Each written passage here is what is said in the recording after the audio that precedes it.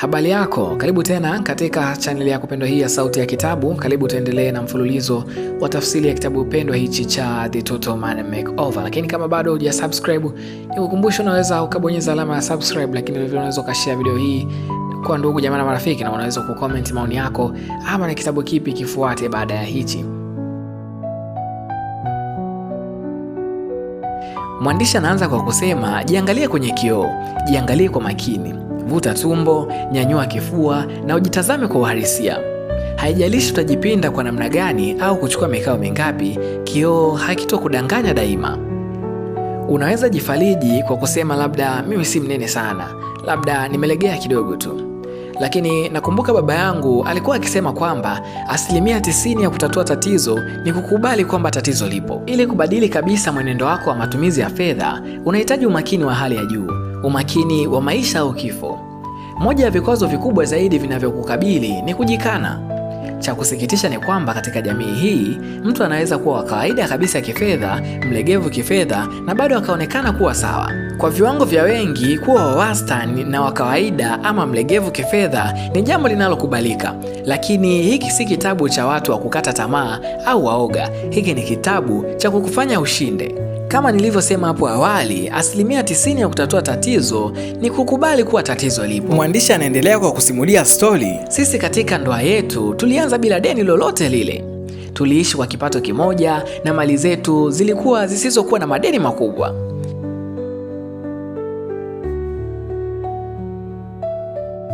Hata hivyo, baadaye tulifanya uamuzi mbaya wa kuhamia katika nyumba iliyokuwa kubwa na ilitubana kifedha. Baada ya miaka michache nilibadilisha kazi na kipato chetu kikaongezeka, jambo lililotupa hisia ya uongo kwamba tunaweza kupandisha kiwango chetu cha maisha tuliyokuwa nayo. Hapo ndipo madeni yalianza kuongezeka kwa kasi.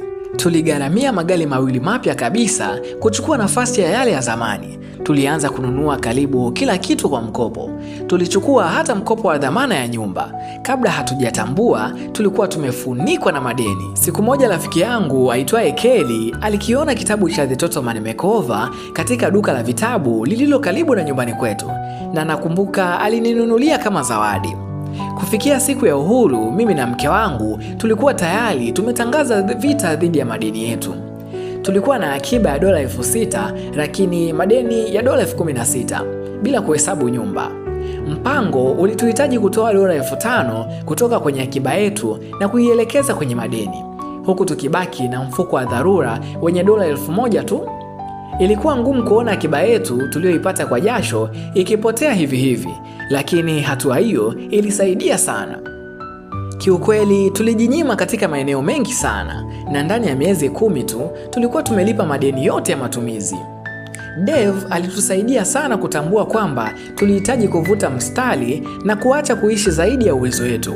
Badala ya kuwalipa wadai kila mwezi, sasa tunaanza kujilipa sisi wenyewe na kuwekeza katika mustakabali wetu. Mwandishi anasema hiyo ilikuwa ni stori ya Mark mwenye umri wa miaka 40, mhandisi wa ujenzi.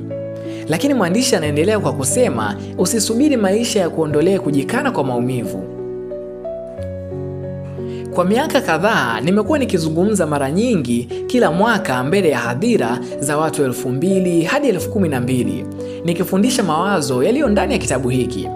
Baada ya tukio moja ambapo nilihutubia watu 4,000, Sara aliniambia kwamba mabadiliko yake kamili ya fedha yalianza tu pale maisha yalipompigia simu kwa nguvu. Mwandishi anasema, kwa manufaa yako mwenyewe, kwa ajili ya familia yako na mustakabali wako, jenga msimamo thabiti. Kitu kinapokuwa si sahihi, simama na useme ni kibaya na usirudi nyuma. Mwandishi anaendelea na stori ya Sara. Sara alikuwa na watoto 2 wa kiume kutoka katika ndoa yake ya awali. Alipooana tena, yeye na mumewe Joni walikuwa na kazi nzuri na walijisikia salama sana. Maisha yao mapya yalionekana kuwa bora kabisa kuliko yale waliokuwa nayo awali. Mapato yao ya pamoja yalikuwa takriban dola 75,000 ndani ya mwaka mzima, wakiwa na madeni ya kawaida kama ya mikopo midogo ya wanafunzi, mkopo mdogo wa gari, pamoja na mkopo wa dola 5,000 kutoka katika kadi ya mkopo. Maisha yake Sara yalionekana kuwa chini ya udhibiti. hata yaliendelea vizuri sana. Ndipo akaamua familia yao mpya inahitaji nyumba mpya. Wakachagua mjenzi na ujenzi ukaanza. Mwezi Septemba, bosi wa Sara alimuita ofisini. Sara alikuwa akifanya kazi kwa juhudi na vizuri sana, akijitayarisha kusikia pongezi na labda nyongeza ya mshahara. Badala yake aliambiwa kazi yake imeondolewa kupunguza wafanyakazi. Bosi alisema kwa sauti ya baridi, na ndani ya dakika chache maisha yake ya kazi yalikatizwa, na dola $45,000 kati ya mapato yao ya dola $75,000 ndani ya mwaka yakawa yametoweka. Zaidi ya kuumia kimaadili, hofu kubwa ilianza kumwingia Sara alipokuwa akiendesha gari kuelekea nyumbani kumweleza mume wake John. Usiku huo kulikuwa na machozi, hofu na utambuzi mkali kwamba yeye na John walikuwa wamejaa mafuta ya kifedha, lakini ghafla walikabiliwa na hatari ya kunyang'anywa nyumba, gari na pia mahitaji ya msingi ya maisha yao yakawa ya thamani kubwa kuliko hapo awali.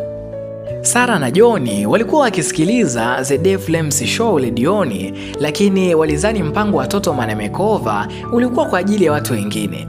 Hata hivyo, usiku baada ya kufukuzwa kazi ulikuwa mara ya kwanza walipojiangalia kwa kweli kwenye kioo cha fedha, na waliona watu wanene kifedha. Taswira haikuwa nzuri: malipo makubwa ya nyumba, malipo mazito ya magari, mikopo mikubwa ya wanafunzi, kadi za mkopo zilizovimba, akiba iliyokonda na hakuna bajeti kabisa. Mwandishi anasema kama maisha hayajakupiga kwa sasa, huko hatalini zaidi kuliko Sara na John katika usiku wa kufukuzwa kazi. Unaweza kuishia kuwa wa wastani kifedha au kukumbwa na mgogoro mkubwa unaosababishwa na kujikana. Lazima uone hitaji la kufanya mabadiliko makubwa. Kama umepooza kwa sababu kila kitu kinaonekana sawa tu, basi hutakuwa tayari kufanya mabadiliko makubwa yanayohitajika kupata matokeo makubwa kwenye maisha yako.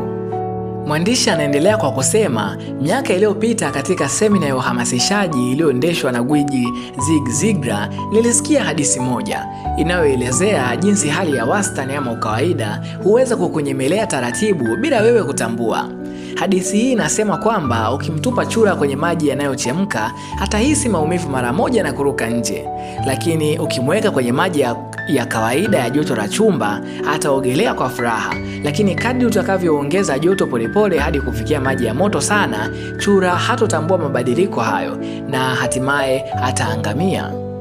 Ndivyo ilivyo pia katika maisha yetu. Tunaweza kupoteza afya, uimara wa mwili na utajiri wetu taratibu, siku moja baada ya nyingine. Inaweza kuonekana kama msemo wa kawaida, lakini ni wa kweli kabisa. Adui wa kilicho bora zaidi si kile kilicho kibaya zaidi, ila adui wa kilicho bora zaidi ni kile kinachoonekana kuwa sawa tu. Hebu tazama, 88% ya wanafunzi wanaohitimu vyuo vikuu tayari wana madeni ya kadi zao za mikopo kabla hata hawajapata ajira yao ya kwanza. Kwa muda mrefu nilikuwa katika hali ya kujikana kuhusu maisha yangu na tabia zangu za matumizi. Nilipofikisha katika umri wa miaka yangu ya 20, nilikuwa na deni la dola zaidi ya $23,000 na sikuwa na motisha ya kweli ya kujinasua.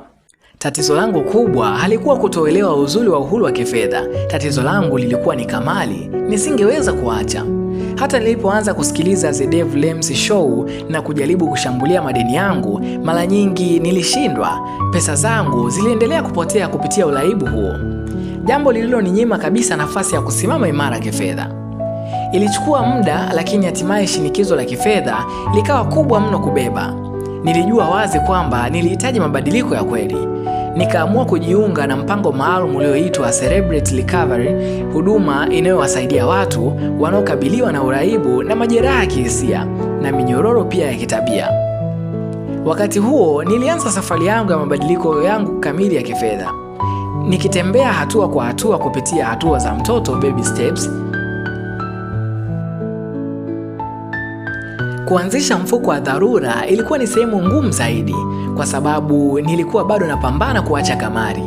Kila nilipokuwa naweka akiba, pesa hizo zilikuwa zikimezwa na michezo ya kubahatisha. Lakini kadri nguvu ya uraibu ilipokuwa ikipungua na bajeti ikawekwa kwa umakini, madeni niliyokuwa nimeyajenga yalianza kupungua kwa kasi. Kwa mara ya kwanza nilianza kuona matumaini halisi. Hatimaye nilitambua kwamba uhuru wa kifedha hauanzi na pesa nyingi. Unaanza na uwajibikaji, nidhamu na uamuzi wa kukataa kuendelea kujidanganya. Mwandishi anasema hiyo stori niliyoeleza ni moja ya stori ya Tony E. Newman mwenye miaka 26, mchambuzi wa masuala ya kifedha. Maumivu ya mabadiliko. Mwandishi anasema mabadiliko huumiza. Ni watu wachache sana wana ujasiri wa kuyatafuta kwa hiari. Wengi hawabadiliki mpaka maumivu ya hali walionayo yawe makubwa sana kuliko maumivu ya kubadilika. Linapokuja suala la pesa, mara nyingi tunakuwa kama mtoto aliyejisaidia kwenye nepi chafu. Najua inanuka, lakini ni ya joto na ni yangu. Ni pale vidonda vinapoanza ndipo tunapolia. Natumaini simulizi ya hasara na hadithi nyingine katika kitabu hiki zitakufanya usikubali kuendelea kukaa hapo ulipo. Ukifanya mambo yale yale, utapata matokeo yale yale. Mahali ulipo sasa kifedha ni jumla ya maamuzi uliofanya hadi sasa. Kama unapapenda, endelea hivyo, lakini jiulize, kwa nini unasoma kitabu kinachoitwa Mabadiliko Kamili ya Fedha? Je, ni kwa sababu ndani kabisa unahisia ile ya wasiwasi aliyokuwa nayo Sara? Habari njema kwa Sara na John ni kwamba mshtuko wa moyo wa kifedha walioupata uliwalazimisha wakabiliane na tabia zao za matumizi na nidhamu ya kifedha.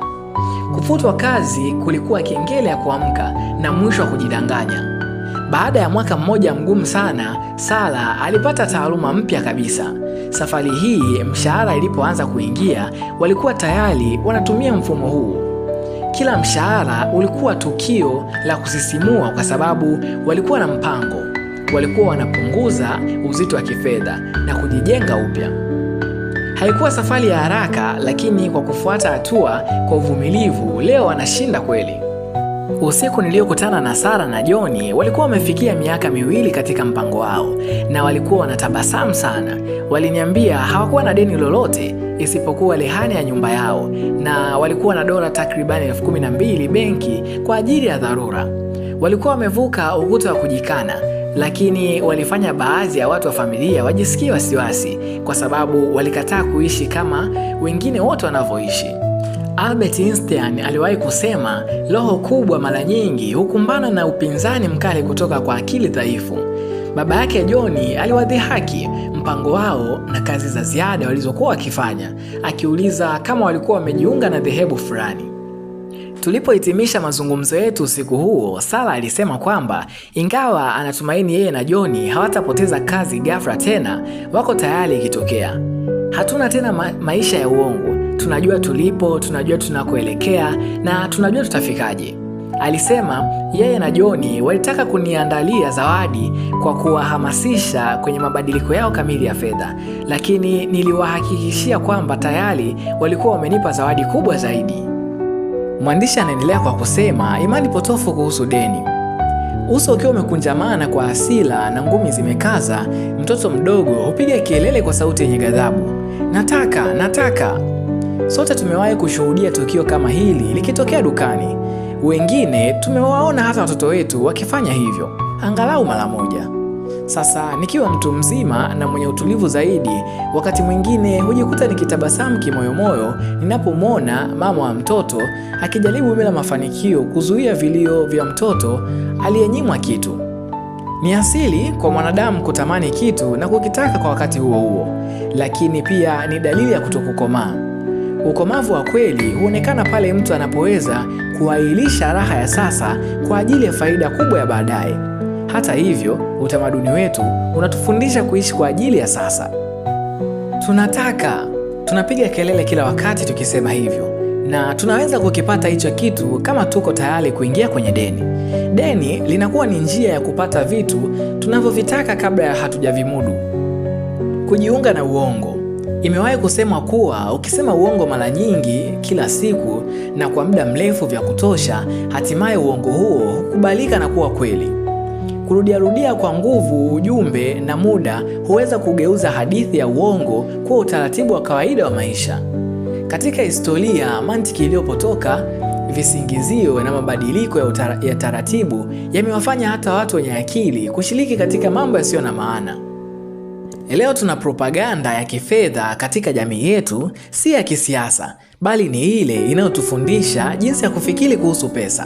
Na kwa kawaida hutulazimisha kununua bidhaa za wanaotufundisha, tukiona tangazo mara kwa mara likituambia kuwa tutakuwa wa kuvutia au wenye mafanikio tukinunua gari fulani. Huanza kuamini hilo hata kama hatusemi waziwazi. Tunapofanya kile ambacho umati unaona kuwa kawaida, hata kama ni upuuzi, tunajisikia kukubalika. Mara nyingi hatuulizi kwa nini, kwa sababu tumeambiwa hivyo ndivyo maisha yalivyo. Kadri miaka inavyopita, tunakuwa walimu wakubwa wa imani potofu tulizoanza kuziamini. Mimi mwenyewe niliwahi kuwa mmoja wao, lakini sasa si tena. Usiruhusu nyani wa kukokote chini.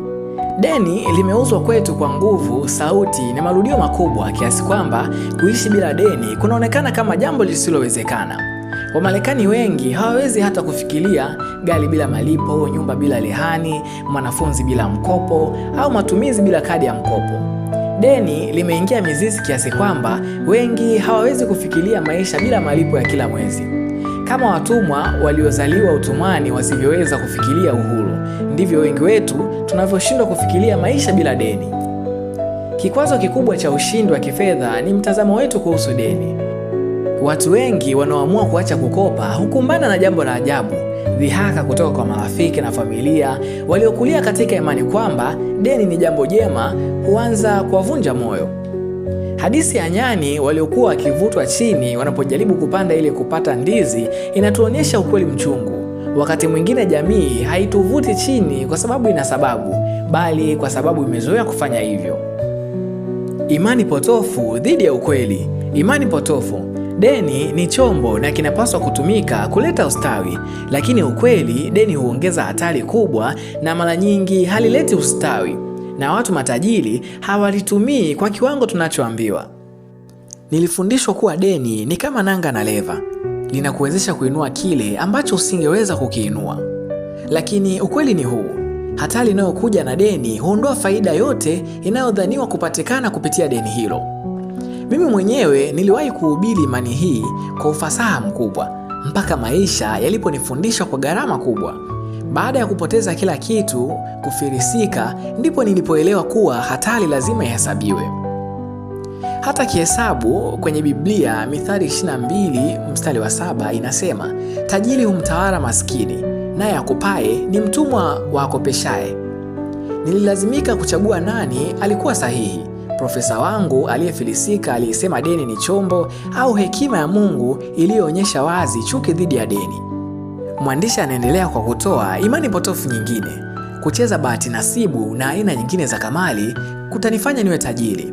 Lakini ukweli ni kwamba kamali ni kodi kwa maskini na kwa watu wasioweza kufanya hesabu rahisi. Nimegundua kuwa ukiangalia maisha ya watu unaotamani kufanana nao, utaona mwelekeo unaofanana. Kama unataka kuwa mwembamba, chunguza watu walio wembamba. Kama unataka kuwa tajiri, fanya wanachofanya watu wengi matajiri, sio kile anachosema mtu anayesambaza imani potofu. Forbes 400 ni orodha ya watu 400 matajiri zaidi Marekani. Walipoulizwa, 75% yao walisema njia bora ya kujenga utajiri ni kuwa na kubaki bila deni. Kampuni kama Walgreens, Cisco na Harley Davidson zinaendeshwa bila deni lolote lile. Katika miaka yangu kama mshauri wa kifedha, nimekutana na maelfu ya mamilionea na sijawahi kukutana na hata mmoja aliyesema alipata utajiri wake kwa pointi za bonus za kadi ya mkopo. Wote waliishi chini ya kipato chao na walitumia pesa taslim pekee, hakuna malipo ya awamu. Historia pia inatufundisha kuwa deni halikuwa sehemu ya kawaida ya maisha. Kwa kweli, baadhi ya wakopeshaji wakubwa wa leo walianzishwa na watu waliochukia deni. Kampuni ya Sia leo hupata faida kubwa zaidi kwenye mikopo kuliko mauzo ya bidhaa. Na kimsingi si duka, bali ni mkopeshaji mwenye bidhaa. Lakini mwaka 1910 katalogi ya kampuni la Sia ilisema kununua kwa mkopo ni upumbavu. Mwandishi anaendelea kwa kutoa imani potofu nyingine inayosema kukopesha rafiki au ndugu ni kumsaidia. Lakini ukweli, kukopesha rafiki au ndugu mara nyingi huharibu au hulemea uhusiano. Uhusiano pekee unaoimarika ni ule wa bwana na mtumwa. Kuna mzaha wa zamani unaosema ukimkopesha shemeji yako dola 100 na hamuongei tena, je, huo ulikuwa uwekezaji mzuri? Wengi wetu tumeshuhudia umbali unaoingia mara tu mkopo unapohusika. Aibu na hatia huingia bila kualikwa. Hatutawali namna deni linavyoathiri mahusiano, deni hufanya hivyo lenyewe. Akopaye ni mtumwa wa akopeshaye. Unapokopesha mpendwa, unabadilisha mizani ya kiroho ya uhusiano. Hawawi tena rafiki, mjomba au mtoto, wanakuwa wadaiwa. Ndiyo maana chakula cha sikukuu kinakuwa na ladha tofauti pale mkopo unapokuwepo. Nilimshauri Joani amsamehe rafiki yake lile deni aligeuze kuwa zawadi ili kuondoa uhusiano wa bwana na mtumwa. Funzo ni hili: ni sawa kutoa msaada kama zawadi kama una uwezo. Kukopesha huvuruga mahusiano. Nimeona familia nyingi zikivunjika kwa msaada wa mkopo wenye nia njema. Mzazi anakopesha wanandoa chipukizi pesa ya malipo ya awali ya nyumba, huonekana jambo jema hadi lawama zisizo na kikomo zinapoanza. Chuki hutokea na kukua sana. Babu anakopesha kijana dola 25,000 anunue gari analohitaji, kisha kijana anapoteza kazi. Uhusiano huvunjika hapo hapo. Mkopo kwa mpendwa si baraka, ni laana. Usibebeshe uhusiano unaojali mzigo huo. Mwandishi anatoa imani potofu nyingine kubwa sana. Kusaini kwa niaba ni msaada, lakini anasema ukweli, jiandae kulipa mkopo huo. Benki hutaka mdhamini kwa sababu haitarajii mkopaji alipe. Hata kwenye Biblia inasema, Mithali 17:8, ni upumbavu kumdhaminia mtu mwingine mkopo. Mwandishi anaendelea kwa kusema, kukanusha, hadithi za madeni na hadithi za pesa ni vikwazo vitatu vikubwa vinavyokuzuia kuwa na mwili imara wa usimamizi wa fedha na uwezo wa kudumu kifedha. Kabla hatujaingia kwenye mpango uliothibitishwa, ni lazima tuchunguze maadui wawili zaidi wa Total Money Makeover yako. Kama una tatizo kubwa na ice cream, unapaswa kumwambia mkufunzi wako kabla ya kujaribu kubadili mpango wako wa chakula na mazoezi. Kwanza, ni lazima ukubali tatizo lako la ice cream na utambue hadithi za uongo kuhusu ice cream kama chakula kizuri cha kupunguza uzito. Hoja hapa ni kwamba lazima tumtambue adui. Vikwazo vinavyotuzuia kushinda kuweka mpango bila kukili vikwazo vya mpango huo ni kutokomaa na kutokuwa halisi. Wengi wetu ambao tumepigwa na maisha tunajua kwamba lazima tutambue matatizo au vikwazo na kupanga jinsi ya kuvivuka, kupita navyo ama kuvizunguka. Ukifanikiwa kuyaweka pembeni mambo yatakayoshinda Total Money Makeover yako, basi mpango huu utafanya kazi. Hatua ya kwanza ya kupunguza uzito na kuufanya mwili uwe imara ni kutambua hadithi za uongo za kupunguza uzito, kula kupita kiasi, kula vibaya na kutofanya mazoezi kama matatizo ya kushughulikiwa. Vivyo hivyo ndivyo ilivyo kwa Total Money Makeover. Kama alivyosema mwanafalsafa maarufu Pogo kutoka katuni za Jumapili miaka iliyopita, tumekutana na adui, naye ni sisi wenyewe. Mwandishi anasema kikwazo cha kwanza ni ujinga. Hakuna anayezaliwa akiwa mtaalamu wa fedha. Kikwazo cha kwanza ni ujinga. Katika utamaduni unaoabudu maarifa, kusema kwamba ujinga kuhusu pesa ni tatizo huwafanya baadhi ya watu wajihami. Usijihami. Ujinga sio ukosefu wa akili, ni ukosefu wa ujuzi wa kufanya jambo fulani. Nimeona watoto wengi wachanga wa marafiki, ndugu, washiriki wa kanisa na wafanyakazi wenzangu. Sijawahi kuona mtoto aliyezaliwa tayari kuwa tajiri. Kamwe ndugu na marafiki hawasimami dirishani katika hospitali alipozaliwa mtoto wakasema, tazama, huyu ni bingwa wa fedha aliyezaliwa. Hakuna mtu anayezaliwa akijua kuendesha gari. Tunafundishwa ujuzi huo, ingawa baadhi yetu bado hatujajifunza. Hakuna mtu anayezaliwa akijua kusoma na kuandika. Tunafundishwa pia. Ujuzi huu si wa kuzaliwa nao, yote hufundishwa. Vivyo hivyo, hakuna mtu anayezaliwa akijua kushughulikia pesa, lakini hatufundishwi hilo.